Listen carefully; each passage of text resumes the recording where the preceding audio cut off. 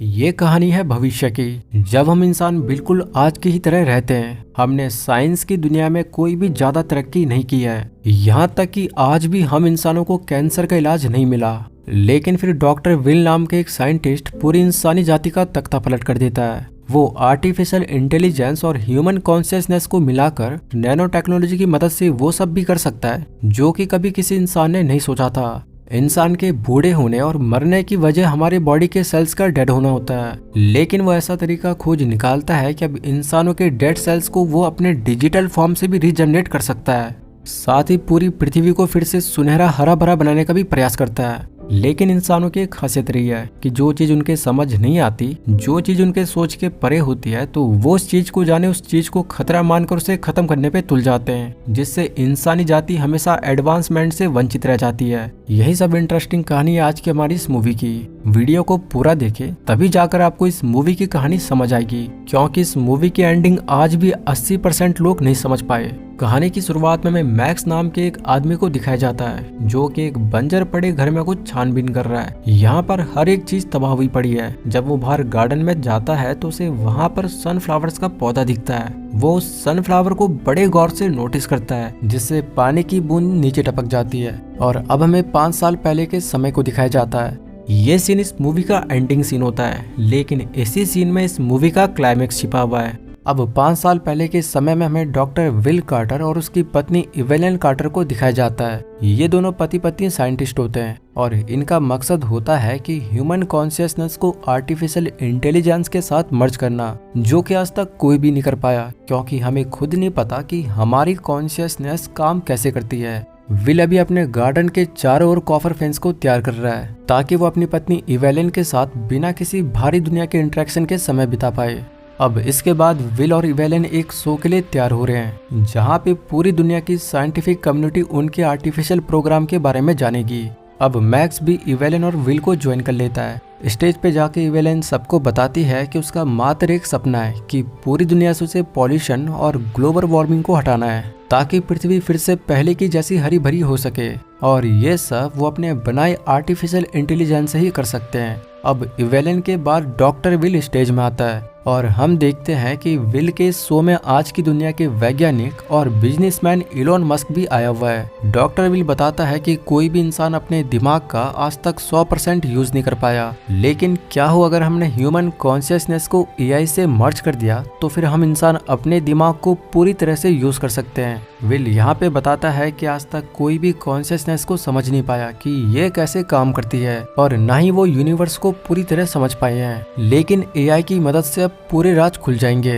वो nano technology की मदद से पूरी दुनिया को जैसा चाहे वैसा बना सकते हैं, यानी कि इंसान अब एक भगवान की तरह हो जाएगा, जिसके हाथों में सब चीजों का कंट्रोल होगा। पूरे देश में कई सारे इंस्टीट्यूट और लैब्स में इस प्रोजेक्ट को लेके काम चल रहा है और वो जल्द ही इसमें सफल भी हो जाएंगे। इसी पल हमें दूसरी तरफ दिखाया जाता है कि देश भर में जहाँ भी आर्टिफिशियल इंटेलिजेंस के सेंटर होते हैं, सबको डिस्ट्रॉय कर दिया जाता है। और ये काम रिफ्ट नाम की एक ऑर्गेनाइजेशन कर रही है, जिनके लोग टेक्नोलॉजी के सख्त खिलाफ होते हैं, क्योंकि इन्हें लगता है कि भगवान दुनिया को जैसे चला रहे हैं वैसे कोई और नहीं चला सकता। एआई की वजह से सारे रिलीजियस ग्रुप एआई के खिलाफ होते हैं और देश भर में कई सारे एआई सेंटर्स और लैब्स को तबाह कर देते हैं। अब विल जैसे ही अपना शो खत्म करता है तो शो के बाहर ही उसे रिफ्ट का कोई आदमी गोली मार देता है, लेकिन खुशकिस्मती से विल की जान बच जाती है, क्योंकि वो गोली उसे छू के गई थी। विल से मिलने के लिए जोसेफ नाम का एक आदमी एफबीआई एजेंट बुकैनन के साथ यहाँ पे आता है और विल को जानकारी देता है कि देश भर की सारी एआई लैब्स को रिफ्ट ने तबाह कर दिया है, जिससे उनकी सारी रिसर्च तबाह हो चुकी है। तो मात्र विल की ही लैब वो लैब है जिसमें कि एआई की रिसर्च की जा सकती है।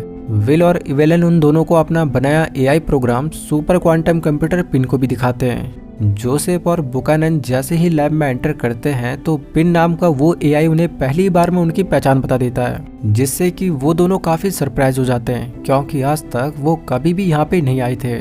यहाँ पर विल और जोसेफ के बीच कुछ बातें होती हैं, जिसमें जोसेफ विल से डॉक्टर केसी की रिसर्च शेयर करने के लिए तैयार हो जाता है, जो कि डॉक्टर केसी ने मरने के जस्ट पहले भेजी थी। अब यहाँ पर एकदम से विल की तबीयत बिगड़ना शुरू हो जाती है।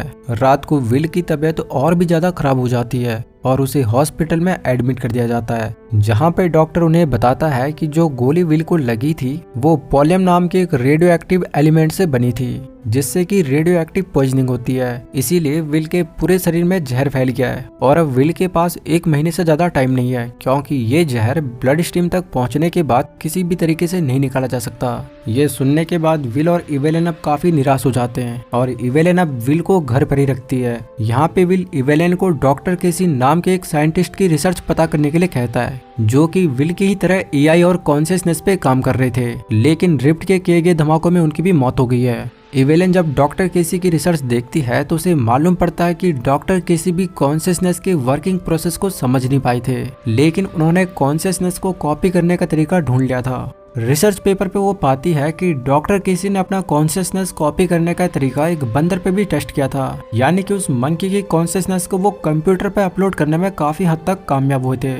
इस रिसर्च को देख अब इवेलिन के मन में भी विचार आता है कि वो भी विल की कॉन्शियसनेस को super intelligent computer system pin पे अपलोड करेगी, जिससे उसका पति विल ह्यूमन के फॉर्म में मर भी जाए तो भी डिजिटल फॉर्म में वो विल के साथ हमेशा बातें कर सकती है। साथ ही साथ विल डिजिटल फॉर्म में अपनी रिसर्च को भी आगे बढ़ा सकता है। इवेलिन जब मैक्स को विल की कॉन्शियसनेस को कॉपी करने का सुझाव मैक्स को देती है तो मैक्स इसके सख्त खिलाफ हो जाता है। इसके पीछे मैक्स का ये रीजन होता है कि ऐसा करके विल डिजिटल फॉर्म में एआई को कंट्रोल करेगा, जिससे विल जो चाहे वो कर सकता है और ऐसा करके इंसानी जाति भी खतरे में आ सकती है, क्योंकि अगर कोई सी भी एक मेमोरी विल की कॉपी नहीं हुई तो फिर उसकी कॉन्शियसनेस दुनिया के लिए खतरा पैदा कर सकती है।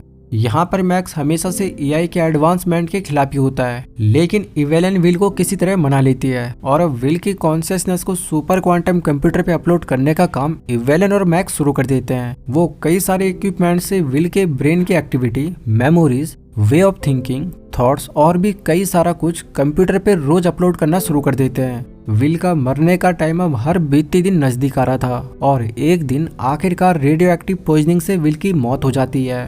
विल का अंतिम संस्कार करने के बाद इवेलिन और मैक्स फिर से अपनी रिसर्च को कंटिन्यू करते हैं। इन्होंने विल की कॉन्शियसनेस को तो सिस्टम पे अपलोड कर दिया है, लेकिन अब तक भी विल का कोई भी मैसेज इन्हें रिसीव नहीं हो रहा है और इन्हें लगता है कि इनका ये एक्सपेरिमेंट फेल हो गया है। ये कंप्यूटर सिस्टम को शट डाउन करने ही वाले होते हैं कि तभी यहाँ पे मॉनिटर पे एक मैसेज आता है। इवेलिन ये देख काफी खुश हो जाती है, लेकिन मैक्स अब सदमे में होता है, क्योंकि उसे लगता है कि वो विल का नहीं बल्कि एआई का मैसेज है और एआई उनके माइंड और बाकी सिस्टम को मैनिपुलेट कर रहा है। विल इवेलिन से स्पीकर के सहारे बात करता है और इवेलिन के साथ बिताए पलों को भी याद करता है। विल यहाँ पे कहता है कि उसे और भी ज्यादा एक्सपेंड होने की जरूरत है, तो इवेलिन एक नया प्रोसेसर इस सिस्टम पे लगाए। साथ ही वो इंटरनेट से भी कनेक्ट होना चाहता है ताकि वो वर्ल्ड के एजुकेशनल डाटा और फाइनेंशियल डाटा को भी एक्सेस कर पाए। बेसिकली यहाँ पे विल की डिजिटल फॉर्म यहाँ पर बहुत ही ज्यादा पावरफुल होना चाहती है, लेकिन मैक्स अभी भी इवेलिन को समझाता है कि वो विल नहीं है बल्कि वो एआई प्रोग्राम पिन है। मैक्स और इवेलिन के बीच बहस हो जाती है और इवेलिन गुस्से में मैक्स को यहाँ से जाने के लिए कह देती है। मैक्स यहाँ से निकल जाता है और एक बार में ड्रिंक करने लगता है। इसी पल ब्री नाम की एक लड़की उसके पास आती है, जो कि मैक्स से एआई और टेक्नोलॉजी के बारे में बात करती है। ब्री नाम की ये लड़की कोई आम लड़की नहीं है, बल्कि यही रिफ्ट ऑर्गेनाइजेशन यानी एंटी टेक मेंबर्स की लीडर होती है।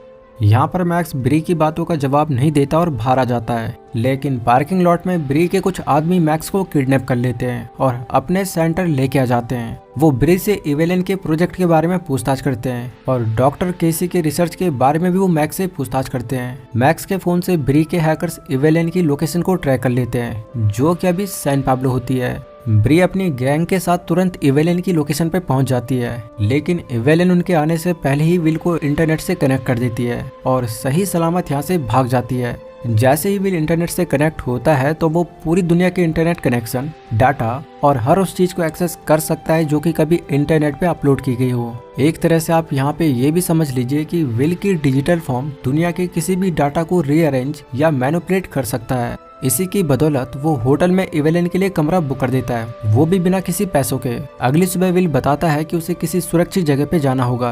यहाँ पर विल देश भर के सारे सर्विलेंस कैमरा को भी एक्सेस कर लेता है, जिससे वो सारे आतंकवादियों की इन्फॉर्मेशन लोकेशन के साथ जोसेफ और एजेंट बुकानन को भेज देता है और वो भी उनके सारे सिस्टम को हैक करके। यहाँ पर FBI एजेंट ये देख हैरान हो जाता है कि कोई अननोन चीज उनकी मदद कर रही है। इसके बाद देश भर में कई आतंकियों को हिरासत में ले लिया जाता है, लेकिन रिफ्ट के कुछ आतंकी फिर भी बच जाते हैं। उधर विल अब इवेलियन को शहर छोड़ने के लिए कहता है, क्योंकि इवेलियन अब इस शहर में सुरक्षित नहीं है। जिसके बाद इवेलियन एक बहुत पिछड़े इलाके में विल के सुझाव के तहत रहना शुरू कर देती है और यहीं पर विल आगे का अपना प्रोजेक्ट शुरू करता है। अब इसके बाद कहानी में 2 साल बीत जाते हैं और विल ने इन बीते 2 सालों में नैनो टेक्नोलॉजी पर महारत हासिल कर ली है। वो दुनिया के किसी भी इंसान को अब ठीक कर सकता है, यहाँ तक कि वो कैंसर हो चाहे कोई भी बीमारी हो, वो हर बीमारी को ठीक कर सकता है, क्योंकि उसके पास अब नैनो रोबोट्स की फौज है जो कि शरीर के खराब पार्ट्स को ठीक कर सकते हैं और डेड सेल्स को रिजेनरेट कर सकते हैं। इसका एक नमूना हमें तब दिखाया जाता है जब उसके लैब में एक जख्मी पड़े आदमी को लाया जाता है, तो विल मैकेनिकल हैंड्स और नैनो टेक्नोलॉजी की मदद से उसे पल भर में ही पहले जैसा बना देता है, जिसमें नैनो रोबोट्स का भी रोल होता है, क्योंकि यही डेड सेल्स को रिपेयर करते हैं और एक तरह से विल पूरी दुनिया को अपने हिसाब से कंट्रोल कर सकता है। यानी कि अब वो किसी भी भगवान से कम नहीं है। विल इंसानों के माइंड को पढ़ सकता है, उसे मैनिपुलेट कर सकता है। यहीं से इवेलियन को भी अब डाउट होना शुरू हो जाता है, क्योंकि विल अब कुछ ज्यादा ही ताकतवर हो गया है और इवेलियन को तो ये भी भरोसा नहीं हो रहा होता कि वो विल है, बल्कि उसे शक होता है कि ये जो भी कुछ कर रहा है वो विल नहीं बल्कि AI पिन कर रहा है। वहीं इधर अब मैक्स रिफ्ट के साथ काम करने के लिए तैयार हो जाता है। मैक्स को भी AI से काफी डर होता है। अब चूंकि पिन के सोर्स कोड के बारे में मैक्स को ही पता है, तो मैक्स एकमात्र वो आदमी है जो कि विल को रोक सकता है, तो वो विल को खत्म करने के लिए वायरस बना सकता है। विल अब पूरी दुनिया को कंट्रोल कर सकता है, यहाँ तक कि जिस आदमी को उसने नैनो टेक्नोलॉजी की मदद से बिल्कुल ठीक कर दिया था, वो उसी आदमी के दिमाग को कंट्रोल कर इवेलियन से बात भी करता है, क्योंकि नैनो रोबोट्स के जरिए ही विल ने उस आदमी को ठीक किया था। और ये नैनो रोबोट्स इतने छोटे होते हैं कि इन्हें सिर्फ माइक्रोस्कोप से ही देखा जा सकता है। यहाँ पे विल इन्हीं नैनो रोबोट्स से अभी तक कनेक्टेड होता है, तो इन्हीं के जरिए वो ठीक किए गए इंसानों से कनेक्ट हो सकता है। डिजिटल विल जब एक वर्कर की फॉर्म में इवेलियन से बात करता है, तो वो इवेलियन की हार्मोन्स की कंडीशन उसे दिखाता है, जिसको देख इवेलियन को भी पहली बार धक्का लगता है और उसे महसूस होता है कि वो गलत चीज कर रही है। वहीं इधर सारी दुनिया में एक वीडियो वायरल हो जाती है जिसमें AI की इंटेलिजेंस की कैपेबिलिटी को दिखाया गया था कि किस तरह डिजिटल विल कोई भी बीमारी या जख्म को पल भर में ही ठीक कर देता है। रिफ्ट के हाथ भी ये वीडियो लग जाती है, जिससे अब मैक्स किसी भी तरह डिजिटल विल को खत्म करना चाहता है। विल की वीडियो जब वायरल होती है तो बहुत सारे लोग अपनी बीमारियों का इलाज कराने यहाँ पे आने लगते हैं और पल भर में विल उन्हें नैनो टेक्नोलॉजी की मदद से ठीक भी कर देता है। विल की वजह से किसी अंधे को पहली बार दुनिया दिखाई पड़ती है, तो कोई लंगड़ा अपने पैरों पे चलने के काबिल हो जाता है, कोई बहरा पहली बार आवाजें सुनता है, तो कोई गूंगा बोलने के काबिल हो जाता है। विल सबको एक तरफ से ठीक करने लगता है, लेकिन यहाँ पर जिसका भी इलाज डिजिटल विल कर रहा है, वो इंसान हमेशा के लिए विल से कनेक्ट हो जाता है, क्योंकि विल डेड सेल्स और खराब टिश्यूज को माइक्रो रोबोट्स या कहे कि माइक्रो चिप से फिल करता है। इधर अब FBI एजेंट और जोसेफ भी इवेलियन की रिसर्च को देखने आते हैं। देखने क्या आते हैं, बल्कि इन्हें भी विल को अब किसी भी हाल में तबाह करना होता है। विल की डिजिटल फॉर्म को देख जोसेफ पूरी तरह हैरान हो जाता है और वो विल की लैब का निरीक्षण करता है। जाते वक्त वो इवेलियन के हाथ में एक चिट्ठी पकड़ाता है जिसमें लिखा होता है run from this place. Rift और FBI साथ मिलकर प्लान करते हैं कि वो बिल्कुल सामने से विल की लैब पर अटैक नहीं कर सकते, क्योंकि विल कई ज्यादा ताकतवर है, तो इसके लिए वो सुरंग बनाने का काम शुरू कर देते हैं। यहाँ पर मैं एक और बात आपको बता दूं कि विल जिनका भी इलाज किया है, उनकी फिजिकल स्ट्रेंथ में भी बहुत बदलाव आ जाता है और वो एक आम इंसान की तुलना में कई भारी चीजें उठा सकते हैं, यानी कि सुपर ह्यूमन की क्वालिटीज उनके अंदर आ जाती है। इवेलियन को भी अब विल पे शक हो जाता है, क्योंकि विल अब इंसानों को कंट्रोल करने लगा है। अब इसके बाद रिफ्ट और FBI एक साथ मिलकर काम करने लगते हैं और सुरंग का काम इनका पूरा भी हो जाता है। मैक्स यहाँ पे वायरस बना तो सकता है, लेकिन इसके लिए उसे ऐसे इंसान की जरूरत पड़ेगी जिसे विल ने ठीक किया हो,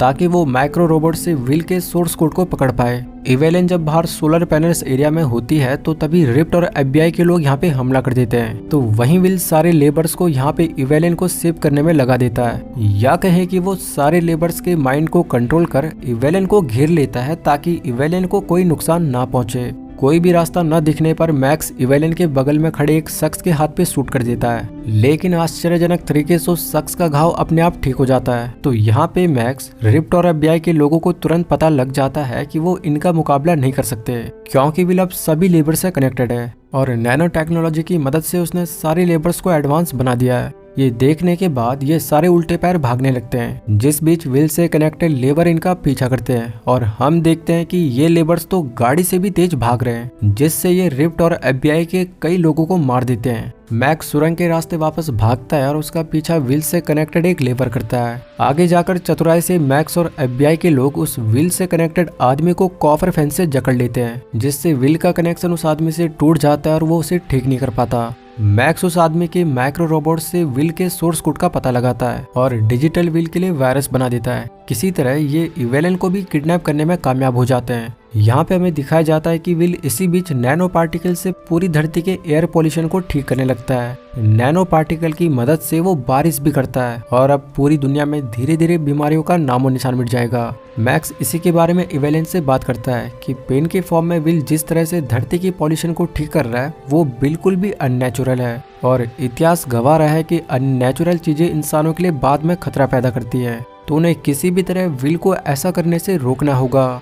यहाँ पर इवेलिन भी मैक्स की बात को समझ इनका पक्ष लेती है और कहती है कि वो मैक्स के बनाए वायरस को इवेलिन की बॉडी में इंजेक्ट कर दे, ताकि जब वो विल को खुद की कॉन्शियसनेस को भी सिस्टम में अपलोड करने के लिए कहेगी तो वो वायरस भी विल के सिस्टम में अपलोड हो जाएगा, जिससे इवेलिन के साथ विल का भी अंत हो जाएगा। अब ये लोग इस वायरस को इवेलिन की बॉडी में इंजेक्ट कर देते हैं और इवेलिन अब सोलर पैनल्स के एरिया में विल से कनेक्टेड लेबर से बात करने जाती है कि तभी उसे वहां पर विल दिख जाता है, जिसने की नैनो टेक्नोलॉजी की मदद से यहाँ पर खुद को भी रीजनरेट कर दिया है। विल की इंसानी फॉर्म को देख इवेलिन को खुशी और सदमा भी पहुंचता है। वो विल को गले से लगाती है और विल को कहती है कि वो भी अपनी कॉन्शियसनेस को सिस्टम में अपलोड करना चाहती है। इधर FBI और रिफ्ट दूर से विल को देख रहे होते हैं और ये भी पूरी तरह शॉक में होते हैं, क्योंकि विल ने खुद को भी रीजनरेट कर दिया होता है। इन्हें बिल्कुल भी नहीं पता कि आखिर ये विल ने किया तो किया कैसे।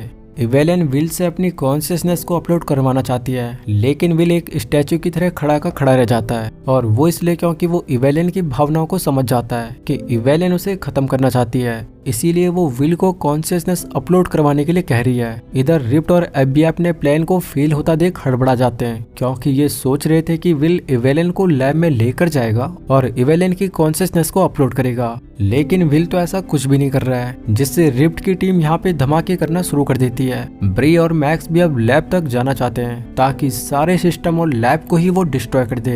वहीं धमाके में भी इवेलिन बुरी तरह इंजर्ड हो जाती है। विल इवेलिन को अंदर लैब में लेके जाता है और वो इवेलिन को बताता है कि वो तो हमेशा उसके सपने के लिए मेहनत कर रहा था। वहीं बाहर ब्री और मैक्स की गाड़ी भी उलट जाती है और ब्री मैक्स को गन पॉइंट पे ले लेती है और वो विल को धमकी देती है कि वो वायरस को खुद में इंजेक्ट कर ले, वरना वो उसके बेस्ट फ्रेंड मैक्स को मार देगी। बेचारा विल का एक तरफ अपना प्यार इवेलिन यहाँ पे मरने की हालत में होता है, तो दूसरी तरफ उसके बेस्ट फ्रेंड मैक्स की जान भी खतरे में है। तो यहाँ पे विल इवेलिन को बताता है कि जितनी पावर उसके पास बची हुई है उससे या तो वो इवेलिन को ठीक कर सकता है या फिर वो मैक्स को बचा सकता है। विल इवेलिन को सब कुछ बता देता है कि किस तरीके से वो इवेलिन के पृथ्वी से पॉल्यूशन हटाने और पृथ्वी को हरा भरा बनाने के सपने के लिए मेहनत कर रहा था। इवेलिन को भी अब पूरी तरह विश्वास हो जाता है कि वो हमेशा से उसका पति विल था, ना कि उसका सुपर क्वांटम कंप्यूटर पिन। इवेलिन की आंखों में अब आंसू होते हैं। उसे अब सब पता लगता है कि नैनो टेक्नोलॉजी पृथ्वी के लिए एक वरदान था, जिससे कि इंसानी जाति काफी एडवांस हो जाती, लेकिन वो ये सब नहीं समझ पाई थी।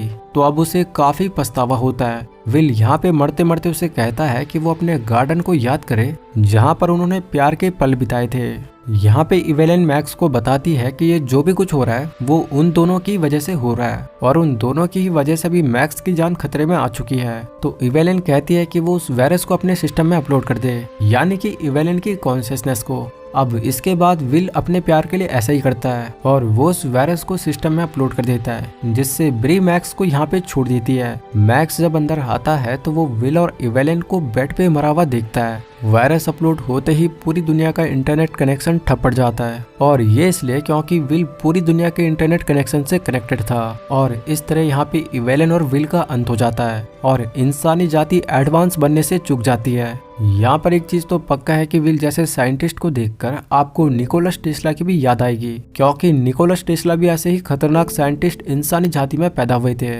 अब इसके बाद आता है मूवी का वो सीन जो कि हमें पूरी तरह सोच में डाल देता है। मूवी के आखिरी सीन में जब मैक्स विल और इवेलिन के गार्डन में जाता है तो वो वहाँ पर सनफ्लावर्स को देखता है और बड़ी गौर से वो सनफ्लावर को नोटिस करता है। तो वो पाता है कि सनफ्लावर से पानी की बूंद जब नीचे पड़ती है तो वो गंदे पानी को साफ कर देती है। ये देख मैक्स का पूरी तरीके से दिमाग घूम जाता है और उसे समझ आ जाता है कि विल के नैनो पार्टिकल्स अभी भी यहाँ पे मौजूद है जो कि ऐसा कर पा रहे हैं, लेकिन ये कैसे मुमकिन है, यही इस मूवी की गुत्थी है। तो आइए इसका जवाब भी जान लेते हैं। तो जब विल ने नैनो पार्टिकल्स की हेल्प से बारिश की होगी तो विल के नैनो पार्टिकल्स इस गार्डन में गिरे होंगे और जब विल ने उस वायरस को इंजेक्ट किया तो उसके सारे नैनो पार्टिकल्स तो डिस्ट्रॉय हो गए, लेकिन गार्डन में इस कॉपर फेंस की वजह से यहाँ पर विल के नैनो पार्टिकल्स डिस्ट्रॉय नहीं हो पाए। यही रीजन है कि विल के नैनो पार्टिकल्स अभी तक यहाँ पे मौजूद हैं। आशा करता हूँ कि आपको मेरा ये एक्सप्लेनेशन पसंद आया होगा। अगर ऐसा है तो आप मेरे इस वीडियो को लाइक कर मेरे इस चैनल को सब्सक्राइब कर मुझे सपोर्ट कर सकते हो।